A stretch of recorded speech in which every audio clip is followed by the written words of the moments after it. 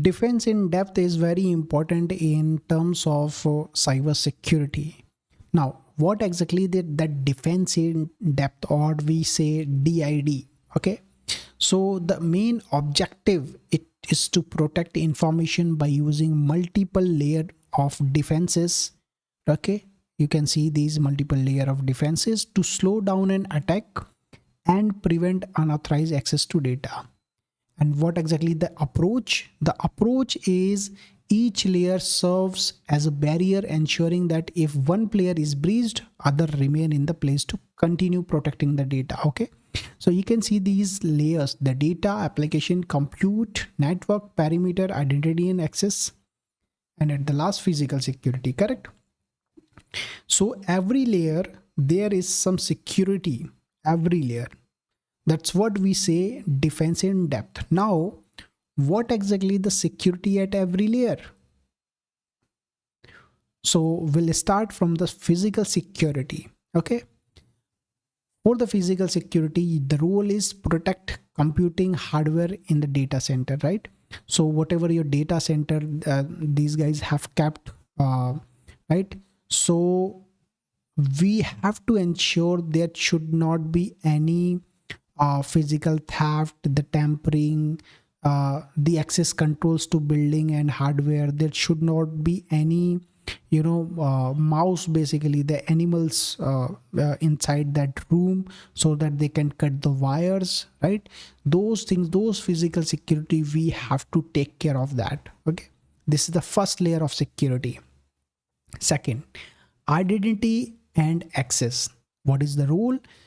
The role is to secure identities and control access to infrastructure, right? So for that, we can have the SSO, multi-factor authentication, and access logging. Access logging is required here because we should knowing who is logging, right? Now the perimeter level, which is very important with respect to network layer, right? So it protect against the large scale network attacks. Here we can take the measures like DOS, DDoS, perimeter firewalls. It could be anything, might be the DMZ one, right? So those things we can use as a perimeter. Now the network, the role is to limit communication between resources to reduce the spread of attacks. Now measures what we can take here, the segmentation means we can define, let's say there is 10 critical servers, right? So there is something 10 critical servers, we can define it. We can do it something 4 3 3, we can separate it, we can bifurcate it, right? Those things we can do. Compute secures virtual machines and endpoint is very important.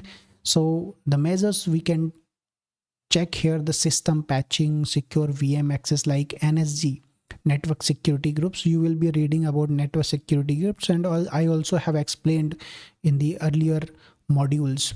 The endpoint protection is very important, right? For endpoint protection, we use something, the XDR, antiviruses, all those things we already use. Okay, now the application, ensure that applications are secure by default. So how your application is going to secure? You should have the web application firewall, you should have the security coding practices, the vulnerability management, the VAPT parts basically, and how you are storing your secrets. That's very important. So you should ensure that your secrets are storing at a very secured place. At the last, data, which is a very big thing.